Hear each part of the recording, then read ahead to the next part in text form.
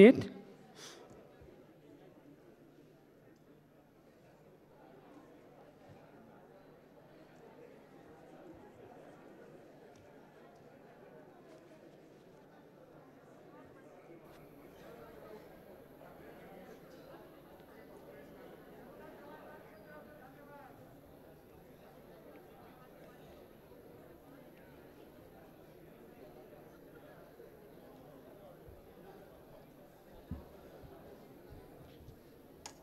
सम्मान्य सभामुख महोदय, यो समय 10 मिनट अनि बोल्ने समय चाहिँ कति होला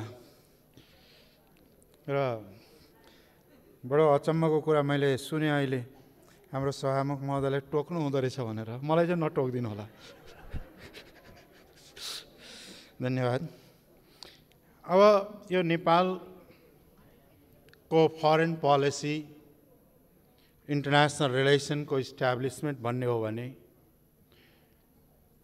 पृथ्वीनारायण शाहले बाटो देखाउनुहुन्छ कि नेपाल दुईटा ठुला मुलुकहरू, भारत, त्यति बेला हिन्दुस्तान भन्ने चलन थियो, र चीनको बीचमा दुवै देशसँग जति असल सम्बन्ध राख्न सक्यो त्यति नै नेपालको सुरक्षा र हित हुन्छ भनेको वास्तवमा भन्यो भने नेपालको फरेन रिलेसनको कोर भ्यालु नै छ। त्यसकारणले हामीले हाम्रा छिमेकीहरूसँगको असल सम्बन्ध पनि छ, त्यसलाई कुनै पनि किसिमले असर पर्न नदिने गरी हाम्रा समस्याहरू, द्विपक्षीय समस्याहरूलाई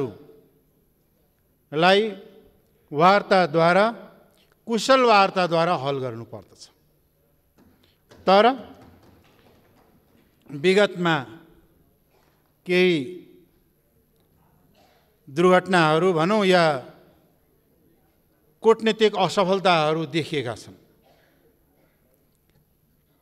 नेपाल ईस्ट इन्डिया कम्पनी वार 1814-15 तिर भएको र 15 मा सही भएर 4 मार्च 1816 मा नेपालले अनुमोदन गरेको, त्यसलाई सुगौली सन्धि भन्छ। त्यो अत्यन्त अपमानजनक थियो। एउटा अपमानजनक के भने नेपालकोले ठुलो भूभाग गुमाउनु पर्यो। दोस्रो अपमानजनक के थियो त्यसको आर्टिकल 7 हो भने नेपालले कुनै पनि युरोपियन, अमेरिकन वा विदेशीलाई यहाँ काम दिँदाखेरि ईस्ट इन्डिया कम्पनीसँग सोध्नु पर्ने भन्ने समेतमा हस्ताक्षर गरेको ह्युमिलेटेड थियो। तथापि पनि त्यो सन्धिले चाहिँ के भन्दाखेरि काली नदीलाई सिमाना नदी मानिएको थियो। त्यसमा स्पष्ट लेखेको थियो काली भनेको महाकाली नै हो। नदीको समग्र भागलाई सीमा नदी मानिएको छ र त्यसको धारा 5 मा नेपालले काली नदीभन्दा पश्चिमको भागमा आफ्नो दाबी छाड्ने कुरा उल्लेख गरिएको थियो। तर महाकाली सन्धि गर्दाखेरि सन्धिका हर्ताकर्ताहरू धेरै ठुला पार्टीका ठुल्ठुला नेताहरू त्यो बेला हुनुहुन्थ्यो। म त संसदमा पनि थिएँ, सडकमै थिएँ। उहाँहरू त्यसमा प्रधानमन्त्रीज्यू पनि हुनुहुन्छ, अरू साथीहरू पनि हुनुहुन्छ।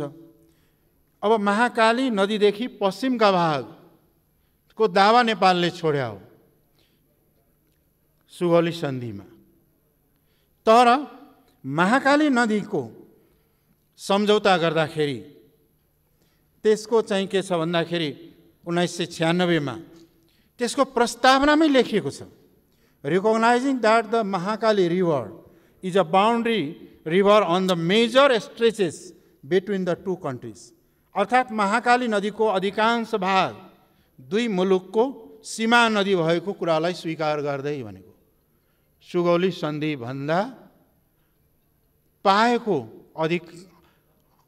जुन क्षेत्राधिकार थियो त्यसलाई यो महाकाली सन्धिले पछाडि धकेल्ने र महाकालीका अधिकांश, पुरै महाकाली पनि होइन, अधिकांश भाग साझा नदी हुने, सीमा हुने।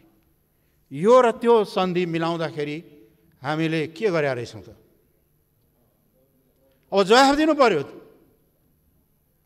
यहाँहरूले त्यसबेला काङ्ग्रेसका नेताहरूले, कम्युनिस्ट पार्टीका नेताहरूले जो त्यसबेला संलग्न हुन्थ्यो, उहाँहरूले जवाफ दिनु पर्यो। यो महासुगौली सन्धि भन्दा पनि पछाडि हटेर राष्ट्रको हित गरे अहित गरे हो कि होइन? यसको लागि हामी सबैले माफी किन माग्ने? देश र जनतासँग यहाँहरूले माफी माग्नु पर्यो कि राष्ट्रवादको नारा हामी दिन्छौँ, मधेसीहरूलाई गाली गर्छौँ, यिनीहरू भारतीय हुन्, धोती हुन् भनेर, तर राष्ट्रघात आफै गर्छौँ भन्ने कुरा भन्नु पर्यो नि।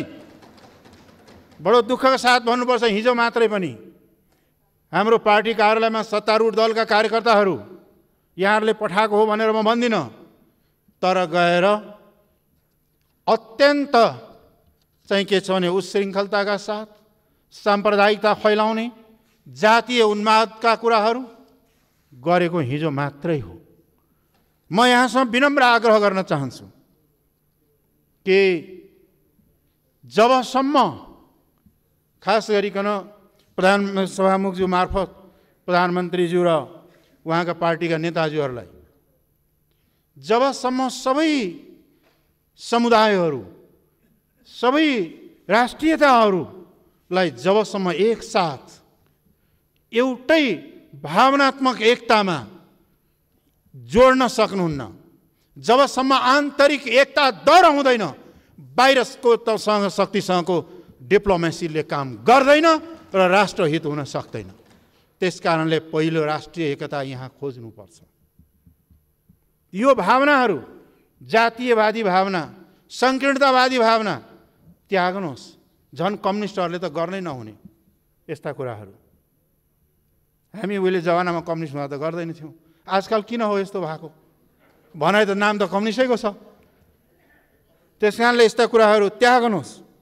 र त्यो सँगसँगै अब विगत 60 वर्षदेखि त्यहाँनिर विभिन्न किसिमका संरचनाहरू निर्माण भएका छन्, त्यहाँ सैनिक ब्यारेक राखिएका छन्। त्यहाँ सुनिन्छ, भनिन्छ कि 1965 कुनै सन्धि भएको छ अरे, त्यसको आधारमा ती भूभाग उपयोग गर्न दिइएको भनेर। के हो त्यो हामीले थाहा पाउनु पर्यो। होइन भने होइन भन्न सक्नु पर्यो, तर त्यस विषयमा सरकार बोलेको छैन। अब एउटा विषयमा महाकालीमा त बोल्नु भएको छ, परराष्ट्र मन्त्रीजी यहीँ हुनुहुन्छ, यो चाहिँ राष्ट्रघात भएकै हो भन्नुभएको छ। त्यस कारणले परराष्ट्र मन्त्रीले भनेपछि त मैले भन्नु नाइ भन्न त ठाउँ हुँदैन, तर पनि अहिले परराष्ट्र मन्त्री त हुनुहुन्छ यहीँ भने त्यसलाई सच्याउनुहोस्, त्यो पनि सँगै सच्याउने कुरा अगाडि बढोस्। र त्यसपछि 1954देखि 6 पटकसम्म चीन र भारतका बीचमा समझदारी र सम्झौताहरू भएका छन्। लिपु लेकलाई भारत चीनको व्यापारिक मार्गका रूपमा विकास गर्दै गएका छन्। त्यस विषयमा 54 देखि 6 पटकसम्म हुँदाखेरि त्यतिसम्म सरकारमा को थिए, कसको नेतृत्वमा सरकार थिए, किन ध्यान दिइएन? एउटा गम्भीर प्रश्न आउँछ। र त्यो सँगसँगै यो भूभाग, यो दुई भूभागहरू नेपालको करिब करिब सीमाङ्कनका कार्यहरू लगभग 98% सीमाङ्कन गर्ने कार्य सम्पन्न भएको छ। र दुईटा पोइन्ट खास गरिकन महाकाली र सुस्ताको त्यसलाई टुङ्ग्याउन बाँकी रहेको छ। र यी क्षेत्रहरू चाहिँ के छ भन्दाखेरि यी क्षेत्रहरू विवाद रहेको कुरा 2071 भारतका प्रधानमन्त्री मोदीजी आउँदा जुन जोइन्ट स्टेटमेन्ट र डिक्लेरेसन भएको थियो त्यहाँ चाहिँ के स्वीकार गरिएको कुरा हो। र यसलाई परराष्ट्र सचिव स्तरीय वार्ताद्वारा हल गर्नुपर्छ भनेको थियो। आजसम्म त्यसलाई किन हल गरिएन प्रधानमन्त्रीज्यू? किन हल भएन? जबकि त्यही बेला जोइन्ट स्टेटमेन्टमा आएको हो नि। त्यसको प्रयासहरू किन भएन र त्यो प्रयास कहाँ पुग्यो त्यो पनि चाहिँ के छ भन्दाखेरि जानकारी भएन। त्यसको साथसाथै अर्को पनि ब्लन्डर मिस्टेक भएको छ। अब सर्वोच्च अदालतमा 54 सालमा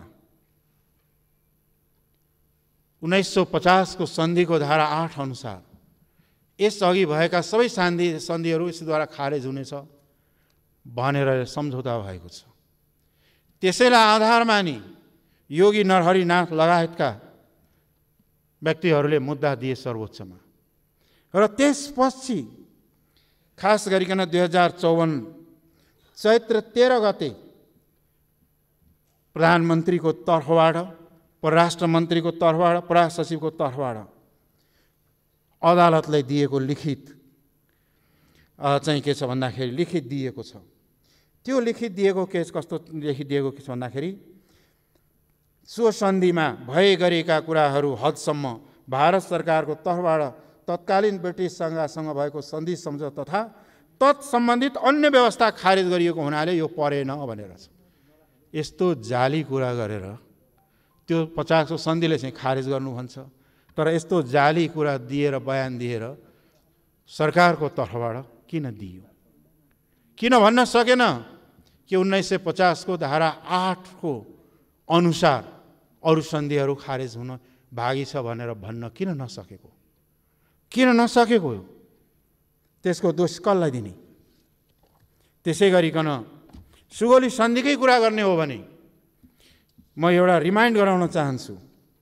सुगौली सन्धिपछि 8 डिसेम्बर 1816 मा अनि 8 डिसेम्बर 1816 मा एउटा मेमोरेन्डम भएको थियो र त्यसलाई 11 डिसेम्बर 1816 मा नेपालले एक्सेप्ट गरेको छ, हस्ताक्षर गरेको छ। त्यो मेमोरेन्डममा त्यहाँ स्पष्ट लेखिएको छ यी तराईका भूभागहरू नेपालले प्राप्त गरेपछि यो शर्तमा दिँदैछ कि त्यहाँका बासिन्दासँग कुनै किसिमको भेदभाव गरिने छैन, कुनै किसिमको उत्पीडनमा पारिने छैन भनेर हस्ताक्षर गरिएको छ।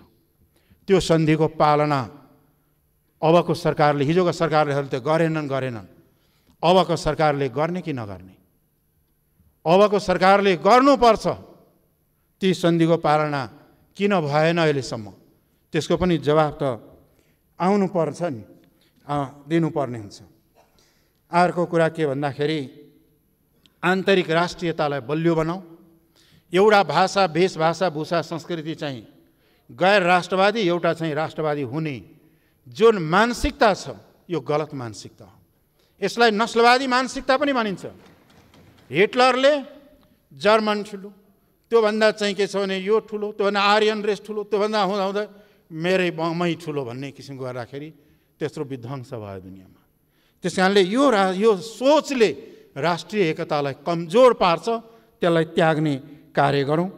र अर्को कुरा के छ भने महाकाली सन्धि गर्दा मुहानको टुङ्गो किन नलगाएको? केही भाग, अधिकांश भाग मात्रै सीमा हुने भनेपछि केही भाग नहुने रहेछ नेपालको सीमा त। यो भनेको त घातक कुरा हो नि। यसलाई पनि सच्याउने काम गरौँ। र अर्को कुरा चाहिँ चुच्चो पहिला थियो पछि गायब भयो। त्यो चुच्चो कसको पालामा गायब भयो, किन गायब भयो, कसले गायब गर्यो, त्यो सदनलाई जानकारी हुनुपर्छ पर्दैन? त्यसलाई पनि जानकारी दिउँ। किन भयो, कसको पालामा भयो र के गरेर भएको हो। र अर्को कुरा चाहिँ के भन्दाखेरि हिजो मात्रै समाचार पढेको थिएँ, क्याबिनेटले चाहिँ यसका प्रमाणहरू सङ्कलन गर्नलाई टिम बनाइएको छ अरे, 9 सदस्य कति सदस्य। त्यो टिम बनाएको के भने प्रमाण खोज्नलाई। यहाँ संशोधन प्रस्ताव संसदमा आइसक्यो, आज भोटिङ हुनेवाला छ, अनि प्रमाण खोजेर नै चाहिँ काम चाहिँ अब पछि हुन्छ। यो उल्टो बाटो हिँडेर कहाँ पुगिन्छ?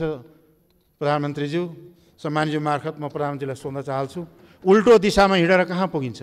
पहिला प्रमाणहरू खोजेर ठोस आधार राखेर अनि दावा पेश गरेर अनि अगाडि बढ्नु पर्थ्यो।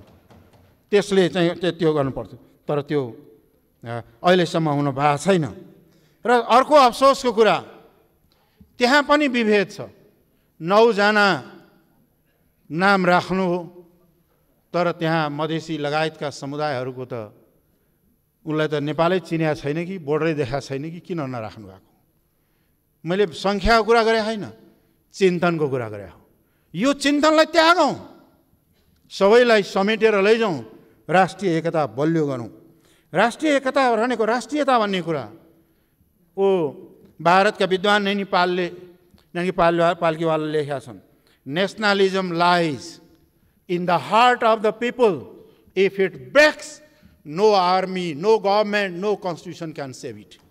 मान्छेको राष्ट्रवादको भावना भित्रबाट हुन्छ। यदि यो नै टुट्यो भने कुनै पनि सेना, कुनै पनि सरकार, कुनै पनि संविधानले यसलाई जोगाउन सक्दैन। त्यसकारणले मेरो सत्तारूढ दल लगायत चाहिँ के छ भन्दाखेरि सरकारसँग मेरो विनम्र आग्रह छ, यस्तो काम, यस्तो भाषा, यस्तो व्यवहार यहाँबाट नहोस् कि कसैको हर्टमा चाहिँ के छ भनेदेखि चोट लागोस् र नेसनलिजममा भोलि क्वेसन उठोस्, यस्तो कार्य यहाँबाट नहोस्। र चाहिँ के भन्दाखेरि हाम्रो पार्टीले र हाम्रो संसदीय दलले सर्वसम्मतले पारित गरेको छ, यो राष्ट्रियताको सवालमा हामी एकै ठाउँमा छौँ। हाम्रो पार्टी, हामीमा अरू कुरा विवाद होला, नीतिगत कुराहरूमा छलफल होला कुरा हो, तर प्याट्रियोटिजम र नेसनलिजम स्ट्रङ छ, देशभक्ति र राष्ट्रवाद स्ट्रङ छ। त्यसकारणले हामीले बहुमतले मात्र होइन, सर्वसम्मतले यो प्रस्तावलाई पारित गर्ने र यहाँलाई सहयोग गर्ने निर्णय गरेका छौँ। धन्यवाद।